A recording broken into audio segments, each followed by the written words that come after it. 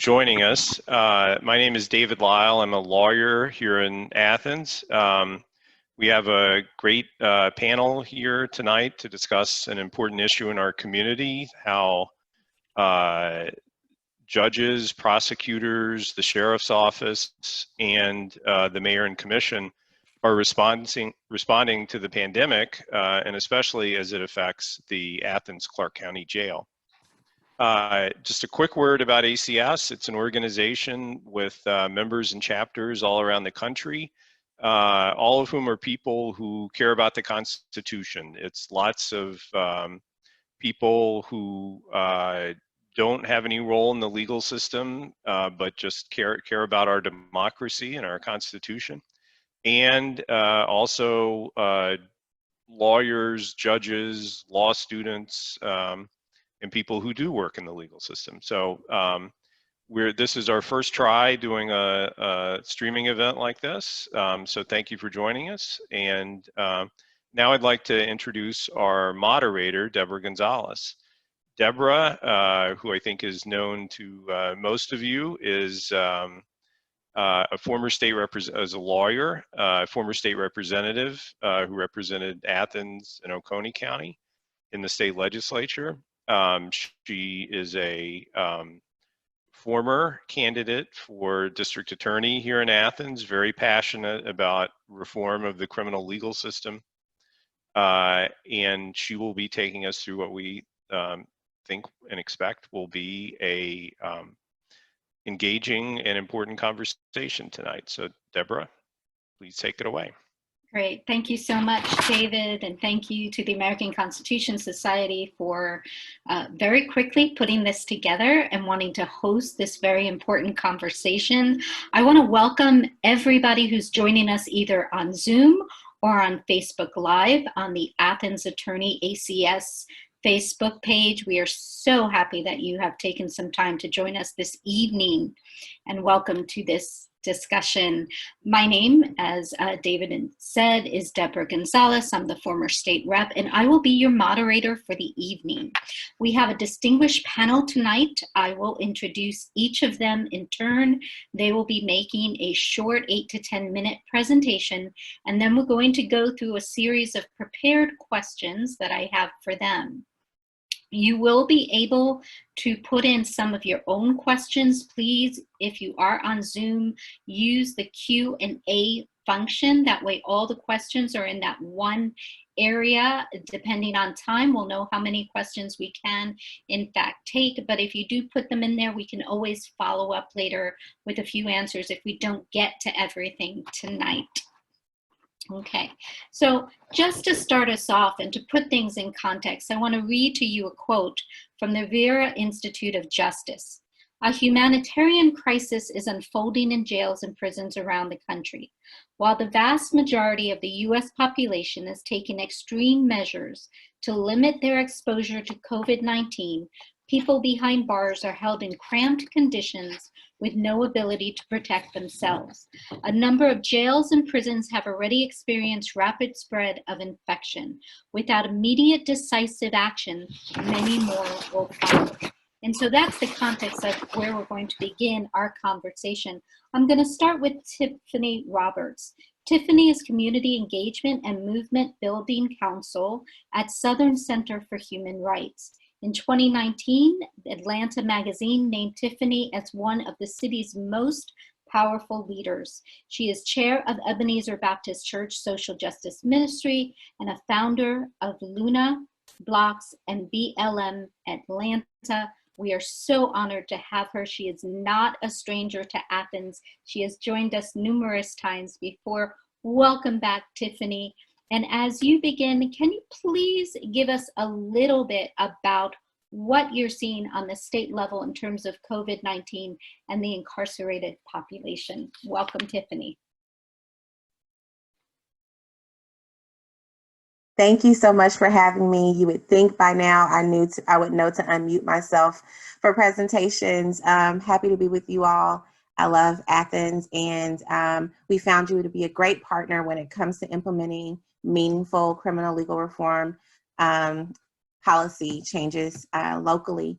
So as it relates to jails and prisons, as you all know, Georgia is pretty high on the chart when it comes to the number of people in prisons. And we also are #1 for the people under correctional control in the United States. And so what that means is that Georgia has to take very seriously the need to acknowledge that people in jails and prisons cannot socially distance, right? They can't determine for themselves where they sleep, where they eat, where they congregate. And so it's really important that corrections officials take seriously the ways in which we can depopulate jails, and then how we can make jails safer for people who have no choice but to live there. I have some slides that I can show. We have been since mid-March engaged in work to provide best practices, guidelines, recommendations to the Georgia Department of Corrections, the Georgia Board of Pardons and Parole, as well as local law enforcement and local sheriffs. So I'm gonna share my screen. Let's see. Okay, so this is our, as hopefully most of you know, Southern Center for Human Rights is a nonprofit law firm, and we do have a policy arm. So in addition to defending people accused of charges that would lead them to be killed by the state, we have an impact litigation unit, and then we have a policy unit. So for the statewide context, what we have done is we've issued several letters. So beginning in the first week or so of quarantine, we began sending letters to state actors. All of these letters are available on our website, and I can also provide one file for people that would like sort of one download.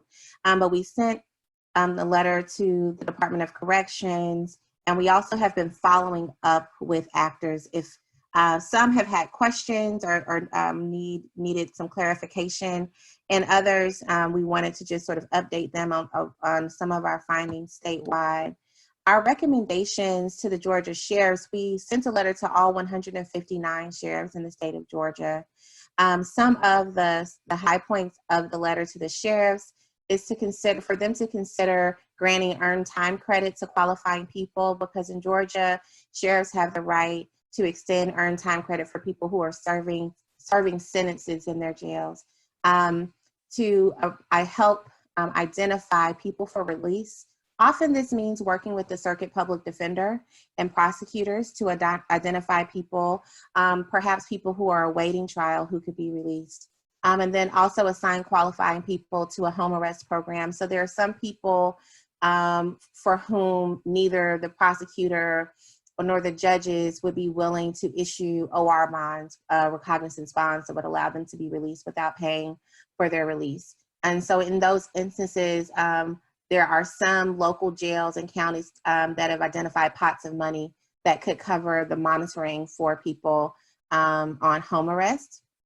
We've also communicated with law enforcement officers in jails and sheriffs where appropriate to issue citations instead of arrests where that's possible, and suspend the placement of low-risk people in custody. And each county would determine for themselves what low risk looks like.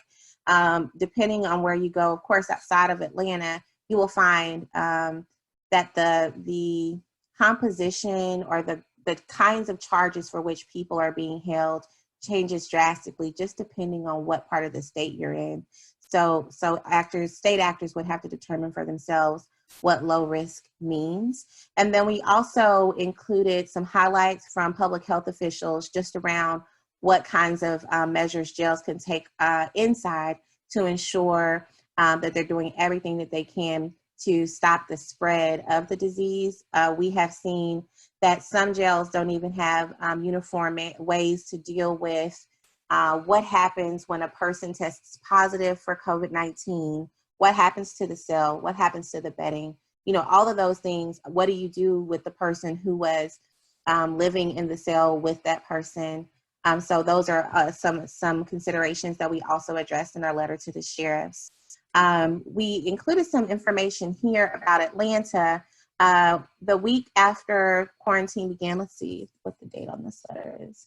we sent a letter to Mayor Bottoms on March 20th because we were monitoring the categories of offenses for which people were being jailed. We were still seeing people being jailed for things like public urination, solicitation of money, so panhandling, right? And so those are absolutely not helpful when we're talking about depopulating a jail. So we sent this letter to Chief Shields and copied Mayor Bottoms in. We believe that it assisted to reduce the jail population in the city of Atlanta. Another thing that's happening in Atlanta, which we're happy to see is also happening in Athens, is a mutual aid fund that allows people in community to donate resources and services to marginalized folks. And it's our understanding that now the mutual aid folks in Atlanta and the mutual aid folks in Athens have actually been in conversations with one another so that maybe they can share some information about how the funds are working. I believe the URL for the Atlanta Fund is mamafund.org, and I can confirm that before the meeting is over. But we find that when people are released, they still need things, right? They need food, often may need housing resources, cleaning resources, and the like. So mutual aid has been a helpful partner for some of the reform folks. This is a graphic that was created when we were not seeing the decrease in arrests in the city of Atlanta that we were seeing from the other police agencies. So dozens of police agencies send folks to the Fulton County Jail, which is different in some other places. But it's important to keep an eye on the arrest numbers, even if at booking people are being basically booked and released. It's still important to keep an eye on the categories of offenses for which people are booked, so that if there can be some communication with law enforcement about that, you can actually talk about the data itself. Here we have a team of brilliant folks at Southern Center who have been doing statewide data requests. And what we have seen is statewide, there have been significant reductions in jail populations. So you'll see Bibb County's down by 57%, Cobb by 29%, Hall County by 320. And there was even some information that Cobb County may have released as many as 1,000 people quietly. But we are saying that jails, counties are releasing people even if they're not maybe going on a press tour about it. And so if that is a county, if you live in a county where that is happening, it's still important to be in communication with your state actors so that you can maybe help refine the ways in which they're identifying folks to be released and how they're ensuring that the people released actually have the resources that they need. Often the public defender is a good partner for that. This slide is about testing, and I know that some of the folks from Athens have some good reports about your plans for testing within the jails. But what we're seeing nationwide is instead of widespread testing, counties are just staying away from testing altogether so that their numbers, so that when they report numbers, they're not abysmal. And so this is just a slide showing you. So Fulton County has a population of, at the time that this started, almost 2,800 people and have only tested 75 folks. We have a resource page specifically related to COVID-19 on the Southern Center website. So if you go to schr.org and click resources, we have handbooks, but under COVID-19, we have an information packet for people who are incarcerated in Alabama. We also represent people in Alabama. We have a packet for people in Georgia who are currently incarcerated. And then we also have an information packet for people who are incarcerated in Georgia jails. And this is something that if you have a loved one or a client who's incarcerated, it's designed for people to advocate for themselves, but it can also be helpful to family and loved ones. And here's just our contact information. The policy associate who works with me on this stuff is Micah Herskind. And here are email addresses. If you, and many of you probably know our public policy director, Marissa McCall-Dodson, and she's also working on some of the umbrella statewide policies. And Micah and I tend to work on sort of like the drilling down on local jurisdictions and what they can do to be helpful.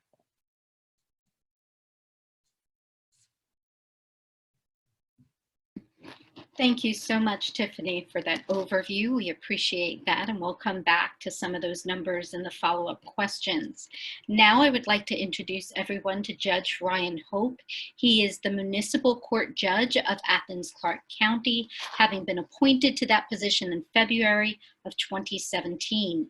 Judge Hope graduated from the University of Georgia in 1997, majoring in political science with a minor in Russian language. He received his JD in 2000 from the University of Georgia School of Law. After law school, Judge Hope worked as an assistant public defender for the University of Georgia Legal Aid Clinic for 6 years.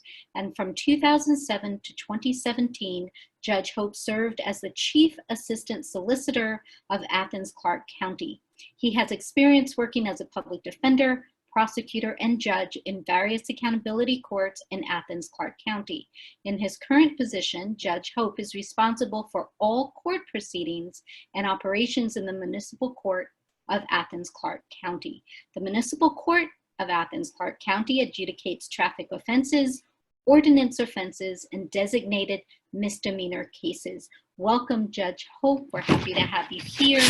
And we would like you to sort of give us an overview of what you've been seeing from the magistrate court and our court system since this virus has started.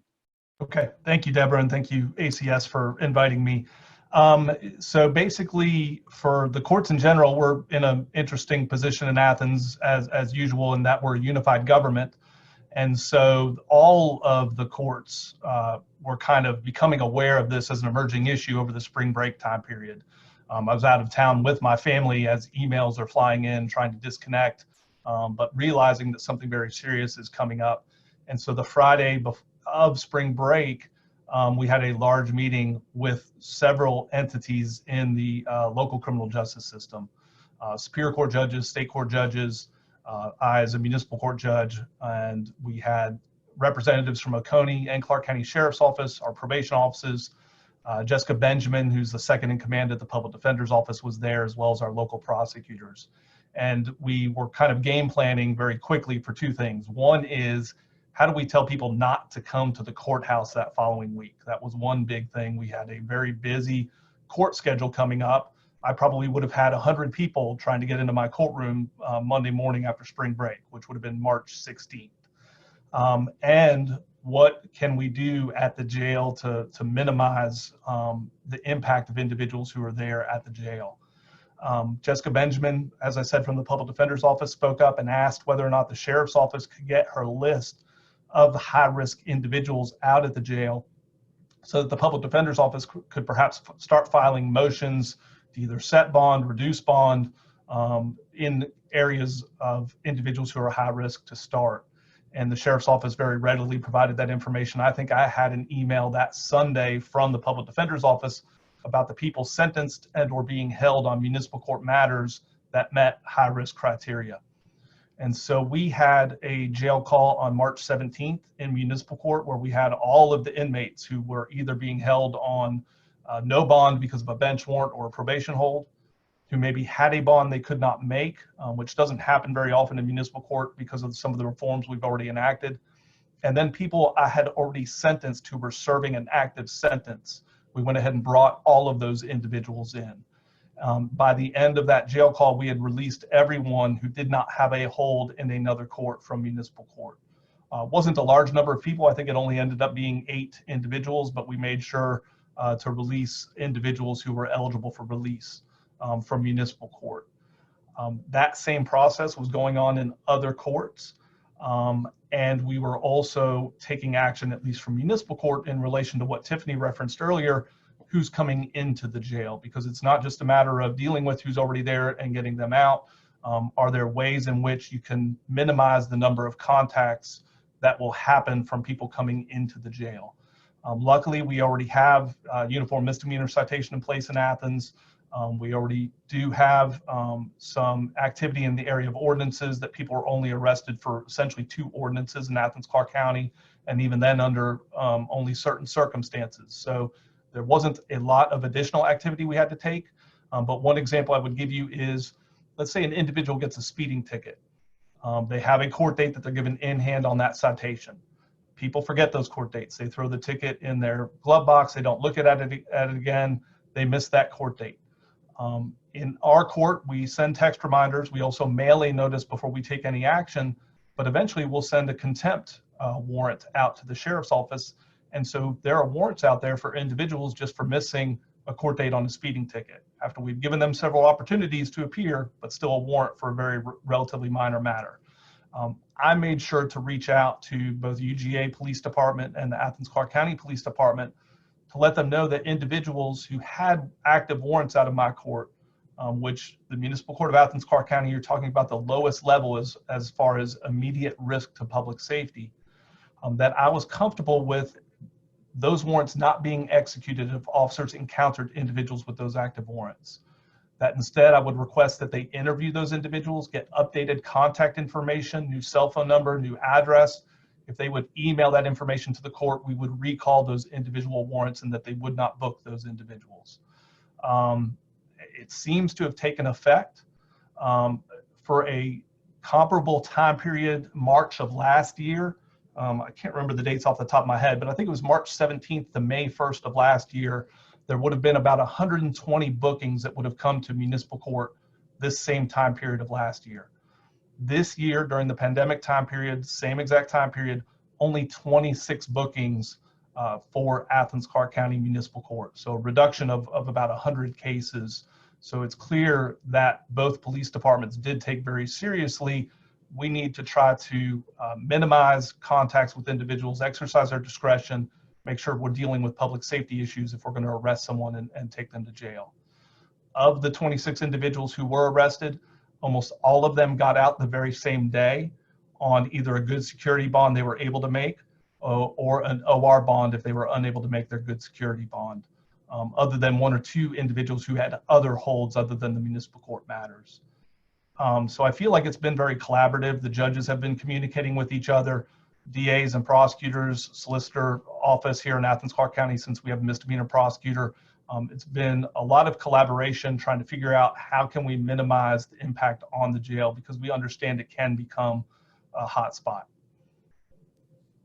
Thank you so much, Judge Hope. And our final panelist for tonight is Commissioner Tim Denson. He is a father, husband, community organizer, and Athens-Clarke County Commissioner who believes that by uniting the people, we can make an Athens that works for everyone. Welcome, Commissioner Tim Denson. And as you give us our beginning statement, can you please talk about the resolution that you and Commissioner Mariah Parker prepared and presented? Sure. Yeah. Thank you, Deborah, and really happy to be here with Tiffany and with Judge Hope also. Yes. So on April 28th, Commissioner Parker and I, working with a number of concerned residents here and the Athens Mutual Aid Network, which Tiffany referenced earlier, worked together to draft a resolution for the Mayor and Commission to pass, requesting that that all of our local judges here and local prosecutors, along with the jail staff and the sheriff's office, basically work to maximize the number of people that we could have released, because jails have proven to be such a hot spot across the country. And we wanted to absolutely minimize the potential of that happening here in Athens-Clarke County. So we are, some of the specific requests that were in there was to immediately release all bondable pretrial incarcerated individuals, all incarcerated individuals who were of a vulnerable background, either being over 45 or having a respiratory illness or some kind of chronic health issue. Also releasing all convicted incarcerated individuals with less than 60 days remaining to serve there on their jail sentence. And then also basically making sure that we're taking every measure we possibly could to ensure the safety of those who are still having to stay there for whatever reason. And one of those things was ensuring that we'd have testing, widespread testing available for all incarcerated individuals and also all jail staff. And happily, as most people probably know now, as was just announced yesterday, That's going to be happening Friday here in Athens-Clarke County for our jail incarcerated individuals and staff. The Georgia National Guard will be coming to provide testing there. So it's exciting to see that call is actually being answered now. And this was all in building off of what has already been done. As Judge Hope already brought up, I think that our judges and courts and sheriff staff did work very quickly, also in hand with the many different police entities that we have in Athens-Clarke County, to take some measures that we can have a number of individuals released. I know back on March 10th, we had a population in the jail of 390, and as of yesterday, down to 239, so basically a 39% decrease there. When we compare that to some of the numbers that Tiffany showed already, it's definitely better than the average across Georgia, but other areas have found ways to release a higher percentage, although of course they could have different situations happening there. But we just want to see that we are basically getting any individual out of there and able to shelter in place at home that possibly can safely for the community. And also, I think it's important though that we ensure that while this happened early on, back in March 10th, and we put those things in place, that we are being consistent with that throughout this pandemic, and making sure that anybody new who is booked or brought in are also being, going through the same criteria and being sent home if possible, and finding creative ways that we can make sure that is happening. This goes back. Actually, I was kind of doing some research when the commission first started researching this issue a little bit, and so back on March 9th, I sent an email to the manager's office asking for what plans and procedures that the jail had in place, the sheriff's office had with the jail, and also that the warden had with the Clarke County prison that we have here. And very quickly, very next day, got plan and procedures back on how the warden was dealing with it with our state prisoners. And about a week later, ended up getting a report and procedures from how the jail was operating. So again, very happy to see these steps being taken. I want to see us build on them. I want to see us be a model in ensuring the safety of every single resident here in Athens-Clarke County, including the ones who are currently incarcerated. And I also want to make sure we're building off of this. As this pandemic, this crisis, we really need to look at this as a potential, I would say necessary corrective point in time in our history. If we're able to look at this and say that we can safely lower our jail population by 39%, then we need to make sure that we are doing that, taking those same steps any other time. If we can do that, if we can safely send those people back to their homes so that they can go back to their jobs and just, or even if they have to stay at home, at least be around their loved ones and in more supportive environments. If we can do that during a pandemic, why can't we do it any other time? So I want to make sure that we're building off of this, learning these lessons and putting them in place and going forward. Thank you so much, Commissioner Denson. I just want to remind those who are joining us on Zoom that if you do have a question, please use the Q&A function that's on the bottom of your screen, and you can type in your questions there. I'll be monitoring them as we go.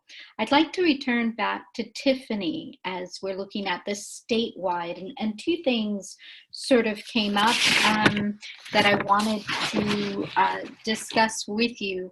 One of them, the ACLU put out a notice today that Andrea Circle Bear, the first federally incarcerated woman to die from COVID-19, she was serving a 2-year sentence and basically died 28 days after giving birth. And so we talk about these vulnerable populations. I'd like you to discuss a little bit about exactly what those vulnerable populations are. And then you did want to mention something about a habeas brief happening in Fulton. Sure.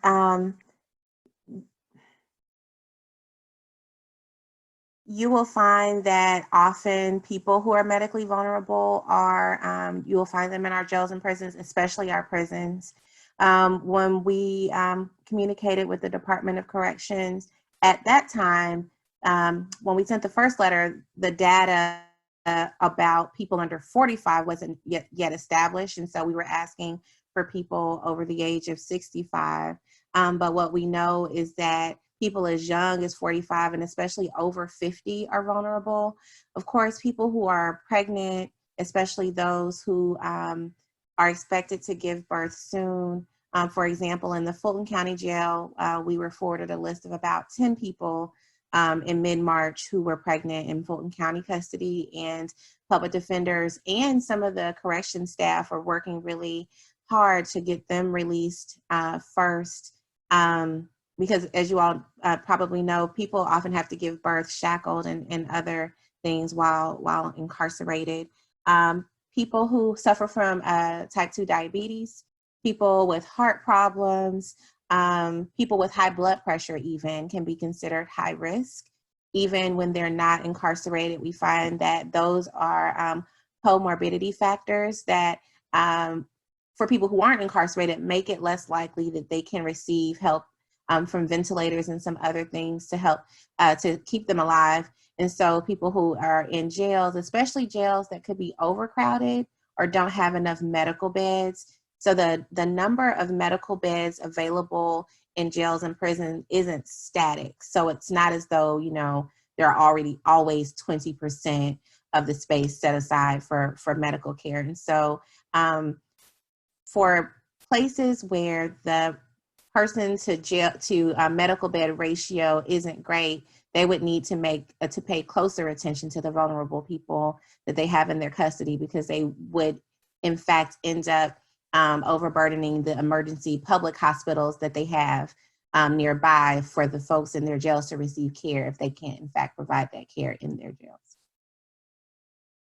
Oh, the habeas petition. So the Fulton County Public Defender's Office filed a habeas corpus petition on behalf of 180 people who are incarcerated at the jail and unable to make their bail. They ultimately, 2 weeks later, the judge ruled against them, but through that hearing process, we were able to hear some very disturbing facts, like people not even having access to masks in the month of March, and some other jail conditions that even if people aren't being released, would indicate that the jail wasn't doing enough to keep the disease from spreading. And so through the process of identifying claimants for that habeas petition, the public defender was also able to screen for vulnerable people and screen for people who others may call low risk. And so that was a helpful process for aid organizations and bailout organizations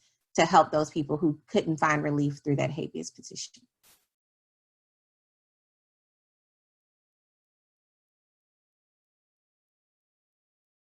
You're muted. Sorry about that. There's all these buttons that I'm pressing, but I want to return to Judge Hope. Thank you so much, Tiffany, for talking about that. A little bit more about what's happening from the court system here in Athens-Clarke County. And as you know, Athens does have a court watch program here, and they've been pretty active. They continue to go to the courts and see. And one of their representatives has said, you know, they've listened to several jail defendants speak about their fear of being confined and quarantined at the jail. They claim that as quarantined prisoners, they are housed with 4 or 5 other prisoners, and as many as 5 to 10 newly confined prisoners come into their cell during the 14 days that they are under quarantine. Do you know if there is a jail's quarantine procedure, and will it change on Friday? And this dovetails with another question that was really concerned about: what are the jail conditions and practices to provide for social distancing, face mask, and other recommended practices here? And do the conditions of the jail affect your decision-making or the judge's decision-making in terms of offering OR bonds or getting people out instead of sending them into the jails? Okay, so several questions in there. One I'll start with is, ever since that first jail call we had on March 17th, the cases that have been booked to my court, the public defender, the prosecutor have been able to communicate via Zoom or email or phone and quickly release individuals to the point that we have not had another court session since March 17th in municipal court. It is easier for me to manage the concerns about the pandemic and the public safety risks in municipal court because, as I stated earlier, it's the lowest level of public safety risk. DUI would probably be the most serious immediate public safety risk crime that I would have in my court. That balancing gets difficult the higher up the ladder you go, state and superior court, because you will have more serious public safety cases. 80% of domestic violence offenses in Georgia and Clarke County are misdemeanor offenses. So state court is going to deal with a lot of domestic violence cases. That's going to change that equation and how they're going to look at cases, the pandemic issue versus a public safety issue. And then obviously if you get into superior court, you can get charges like aggravated assault or much more serious public safety cases. So those judges have to make individualized decisions. They have to factor in public safety risk, whether or not someone's going to follow court orders, whether or not someone's a threat to not show up to court, a threat to intimidate witnesses. They have a variety of factors they need to take into account. There's a provision that also says, or any other factor they find relevant. And there's no training on how you deal with a pandemic as a judge. I never had it, at least. I think there is apparently a bench brief, but I never read it. It's not something you think you're going to have to deal with. But that, or any other factor, is clearly where this comes into play. And that's just a difficult call for each judge to have to decide on a case-by-case basis. Where does the public health threat versus the public safety threat, and what kind of decision do I need to make here? As far as what's happening at the jail itself, because I haven't had those subsequent court appearances, we do have a video set up that all of the judges are able to do their hearings via video court. I don't have direct information to give you about that. Commissioner Denson, I think, mentioned getting some of the guidelines that they are following. I have had cases. There was an individual that we didn't even remember. We had sentenced to a straight jail time sentence in early March and allowed him to report later in the month because he was working out vacation time with his job. He didn't want to lose his job. Didn't want to be on probation, just wanted to do, I think it was a 10-day jail sentence to resolve a case. And we said, fine.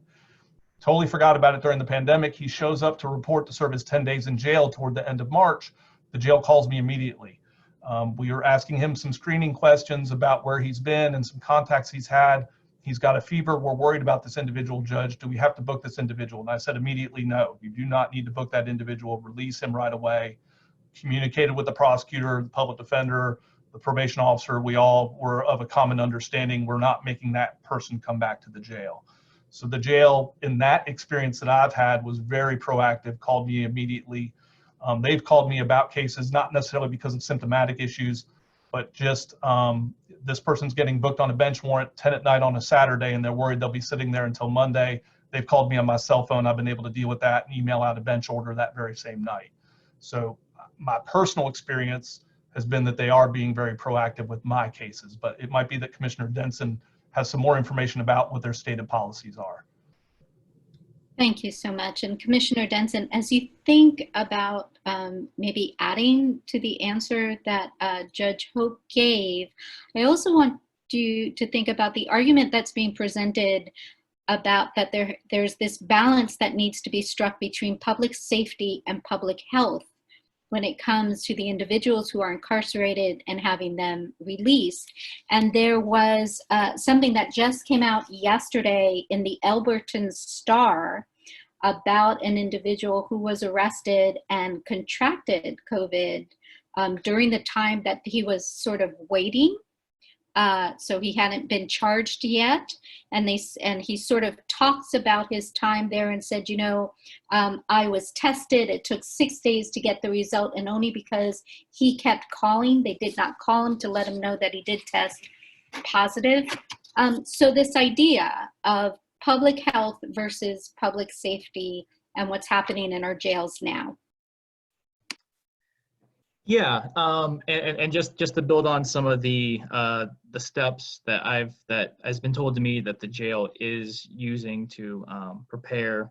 They've done some of the things that are kind of obvious that you would think of, like to increase the how often they're cleaning, doubling that amount of time, putting in place a quarantine for I believe it's 14 days for anybody who is newly booked into the jail before they are put in with the regular population, and supposedly have been the nursing staff there has been doing screenings of some sort, I'm guessing with just temperature checks and stuff going on. Now, all of this definitely changes though if and I knock on wood, it does not happen, but if as long as cases have not been actually found yet, as soon as that happens, they're having to actually deal with individuals having COVID-19. Well, that adds a whole nother wrinkle to it of having to find space where those people can actually be kept and held, and people be able to interact with them. That's also separate from the quarantine of newly booked individuals, plus from the general population. So I know that they discussed having some preparations of that, but I have not heard what their policies will be if that does happen. But Deborah, yes, you definitely bring up, I think, the big argument and the thing we have to all work around, and I think the judges and everyone has done a pretty good job, but I'd like to see us expand, is finding that line of where we are keeping the incarcerated individuals safe and healthy and sending them home if possible, but also making sure that we are keeping the general population outside of the jail also healthy. And also safe, making sure that we're not, releasing individuals who, potentially could do additional violent crimes if they're released. But also making sure that we're not sending individuals who maybe weren't tested back to their home environment where they could be infecting people in their own homes or their own circles, which brings up exactly why it is so important that we are testing everyone there. And I'm glad they're doing this on Friday.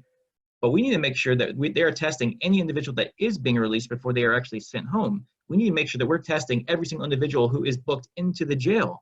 This needs to be an ongoing and constant process. We can't just do a testing one time and that's done. Every time there's a new individual being sent in or sent out of that jail, that we need to be having those individuals tested. So we need to we need the jail to come up with a way in a system that can ensure that we have ongoing testing available. And the mayor and commission, I have talked with Mayor Gertz and a number of commissioners, and the county is very willing to make sure that they have all the resources necessary to make sure that is happening. And also making sure that they have all the resources necessary so that we could have, at-home supervision happening rather than having individuals incarcerated. The county government, the mayor and commission, has definitely said they are supportive of trying to get these numbers down as far as possible and doing it in a way that is going to keep everybody outside of jail and inside the jail healthy and safe. Thank you so much. So Tiffany, going back to the state level, the legislature is supposed to go back into session as of June 11th. There was a small outbreak of COVID-19 in the Senate before they were dismissed. Do you see any legislative movement because of the virus and what's happening in the jails and prisons in Georgia? Do you see any legislation or bills being provided, or the governor making any statements that you think might affect the criminal legal system? We have not seen legislation addressing COVID per se. Of course, we're past crossover date, and so we're sort of just dealing with the bills that passed from one chamber to the other. Because of these deep budget cuts that are now being required, so we were already sort of cutting 4 to 6% statewide. Now I think the number is like 14% to 16%. And so I think we're definitely thinking about the budgetary implications of the pandemic. And so, for example, we were fighting to save funding for the statewide public defender system. So, and we were able to keep that cut from making it into the final budget. But what do we do now that there is an emergency and there are deeper cuts being asked for, deeper than what we were already concerned about. And then with respect to the criminal legal reform that's pending, we still have House Bill 994, which is the gang legislation. We have a bill, I forget the bill number, but there's a bill that crossed over that makes signature bonds illegal in Georgia. It would not eliminate OR bonds, but it would eliminate the signature bond option for judges. And there are a couple of others that are concerning. So for example, if you take the signature bond option out of a judge's toolbox, especially when we're looking to depopulate jails or keep the numbers relatively low so that departments of corrections can manage ways to have sanitary and hygienic conditions, what happens when you take away the signature bond option? So we're looking at the bills that are still pending with the understanding that the legislature will most likely spend most of its time dealing with budget. And then we're keeping an eye on the sort of signature bills that we think are going to be pushed really hard and thinking through how that will impact our incarcerated populations. Thank you, Tiffany. And so we have about 10 minutes left. And so I'm going to wrap us up with some last questions. Judge Hope, is it your understanding, based on the press release from the sheriff and the jail, that there has been no testing yet, but there will be testing starting Friday?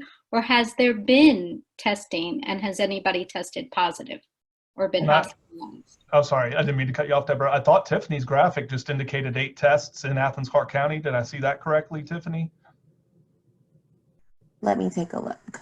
I thought your graphic had just said that. And I've heard the sheriff, I think, said that they've had testing and there have been no positives, but it might be that it's just 8 tests so far. It was 8 tests as of 4:30. Okay, so that was my understanding, is that and so I'm assuming those might be tests of just some symptomatic individuals. But my understanding is there have been no positives out of anyone who has been tested at the jail. So that's the only information I have about that. I do want to, in relation to Commissioner Denson's comment about resources being made available, county probation has been expanding their ankle monitoring, whether it's electronic GPS monitoring or alcohol monitoring. They've doubled their capacity from about 60 to 120 individuals, and that has facilitated this release. They've been able to do that so far without asking for any additional funds from the commission. They've been able to do that out of their own budget because of some savings they had toward the end of the fiscal year and a grant they had. So that is something that has expanded much of this. I do worry that we're in a unique time to have had to deal with this issue. The students didn't come back. We had stay-at-home orders. And so the fall could be a difficult time period if the students really do come back with the population at the jail. And so there's definitely going to be some planning we're going to need to do between now and the fall if students come back.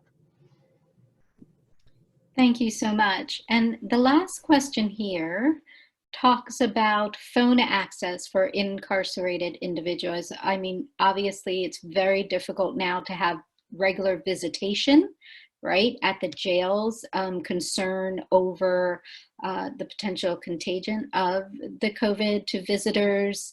But phone access is quite expensive for those who are incarcerated and trying to maintain that contact.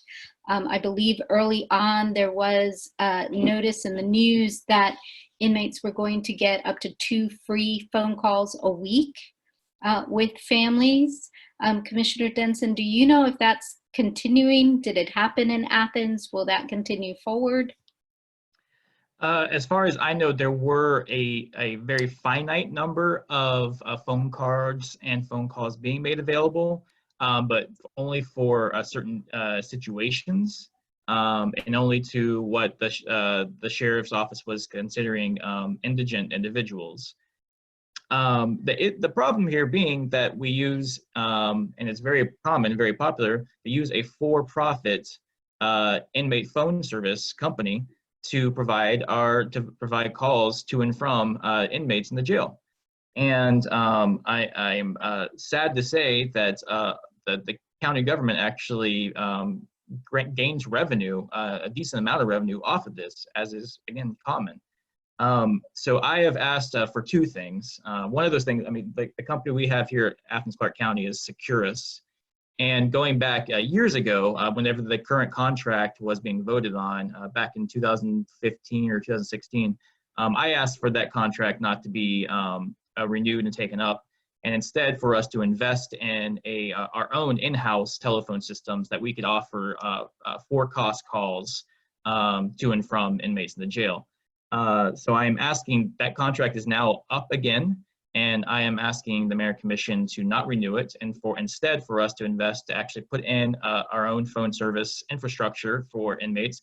It's sad that we spent $77 million on building a new jail, yet we didn't build in inmate phone service infrastructure, so we had to hire in a for-profit prison company. To me, that was a pretty big oversight, something I think that we can remedy.